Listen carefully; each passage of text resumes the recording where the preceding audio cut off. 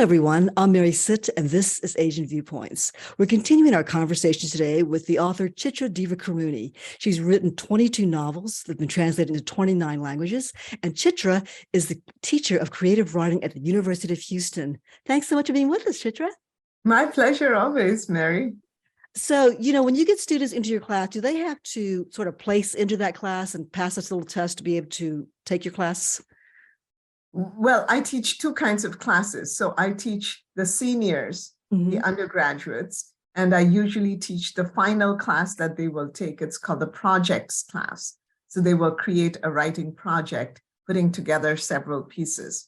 And then I teach the graduate students. Now, the graduate program is internationally acclaimed. It's very difficult to get into. We get hundreds and hundreds of applications every year. We read through those applications, and then we, pick each one of those students. They are handpicked, and they work very closely with us after that. How do you recognize who will become a good writer based on what their initial writing is? You can tell right away. They will have a sense of how to structure the story.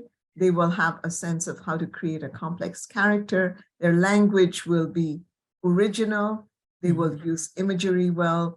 The story will be well-paced, or sometimes they give us a chapter of a novel, and that will be paced differently because stories are much more fast-paced. Novels take some time to build up.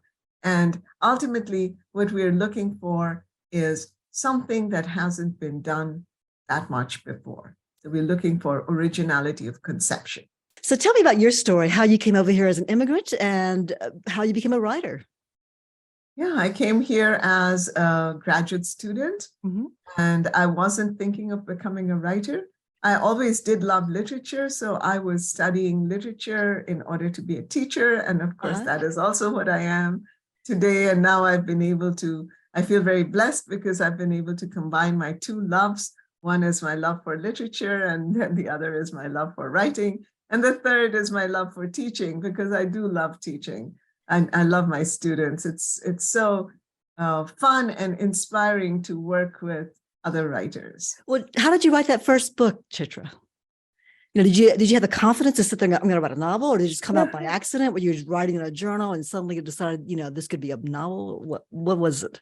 Well, I started writing poetry because poetry was small and manageable. Okay. I never went through a creative writing program when I was growing up. Or when I was in graduate school over here, there were hardly any creative writing programs at that time. So I didn't even think of going through a program. I was just doing my literature studies and working part-time and writing at night. And I started writing poetry. Then I moved to short stories because I was really interested in character development. Then I moved into the novel. But my first book that came out is titled Arranged Marriage. And I'm very blessed because it won an American Book Award, which gave me a lot of confidence. Your very first novel won the American Book Award. And did you have a teacher, or were you just writing instinctively and based on? I was writing mostly on my own, but I did connect up with a wonderful writers group. They were called the Berkeley Poets Co-op. I was at Berkeley in California at that time, going to the university there. And that was very helpful because I got some close feedback. They were like, this is working, but this is not working. This is confusing. You need to give the reader a little more context, especially because my writing was about India. It was good to get that kind of feedback.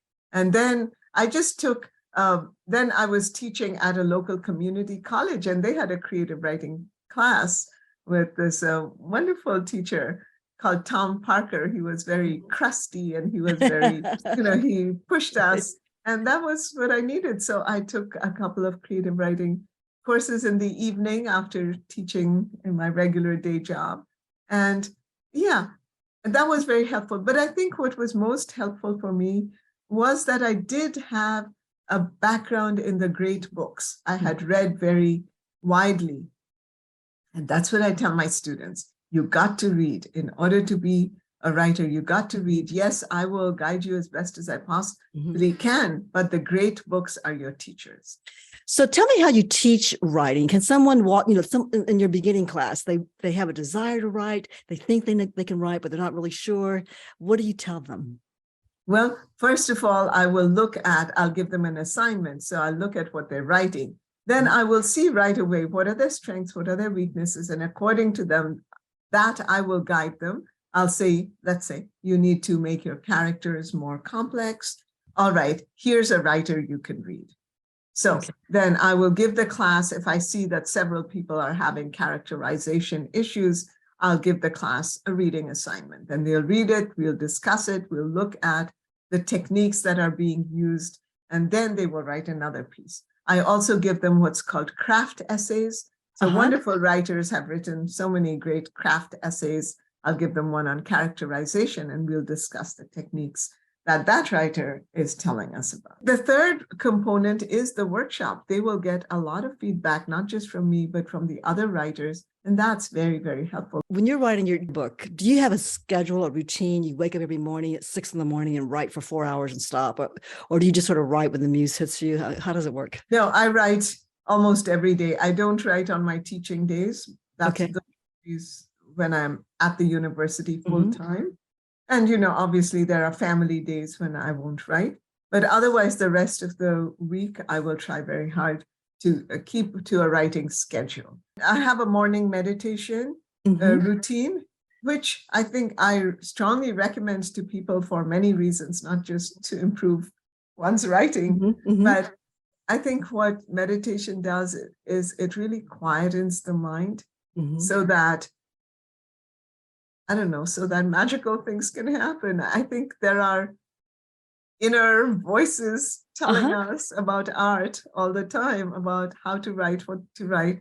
You know, inspiration comes, but if the mind is not quiet, we can't connect with the inspiration that's coming. For example, Independence, the newest novel that we've talked about, when I wrote it, I mean, how did I get the ideas? I don't know. I mean, they came from some source of inspiration. Yes, I wanted to write a book about India's independence, but I didn't know.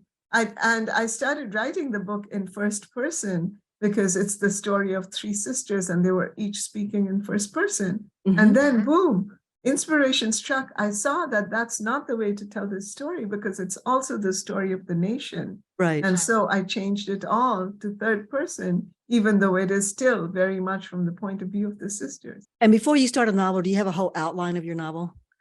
No, I don't have the full outline. I have the outline of the first few chapters, maybe. And you have the characters already in mind? I have a sense. I've made lots of notes about characters. If you had to name 3 authors or 3 books to read, if you're learning how to write, what would you tell us? Oh, okay. So one of the books that I always teach often teach in my classes is Margaret Atwood's The Handmaid's Tale. Okay. It's the way in which she creates that kind of alternate universe is so powerful. The way she uses little details to great effect is extremely powerful, and the way she uses the first person voice. I would recommend Jennifer Egan. She has a book of connected stories. A lot of my students want to write connected stories that really become a novel. They're called a novel in stories. She has a wonderful one called A Visit from the Goon Squad. And then I would recommend something outside of the culture, set in a different time, and that is Hermann Hesse's classic, Siddhartha. And it's set in India, and it creates just a beautiful picture of that time and the longing of this person to find a meaningful life. So it's very character driven. And of course, you don't recommend your own books, but I recommend your books. And I'm sure your students are reading all your books before they take your class to see what kind of teacher they're getting. I don't know that they're reading all of them, but I think they're reading some of them. Well, Chitra, thank you so much for being with us. If you enjoyed this video, please click the like button below and subscribe to this channel. I'll be posting a new video every Thursday. I'm Mary Sitt. Thanks for watching. I'll see you in the next video.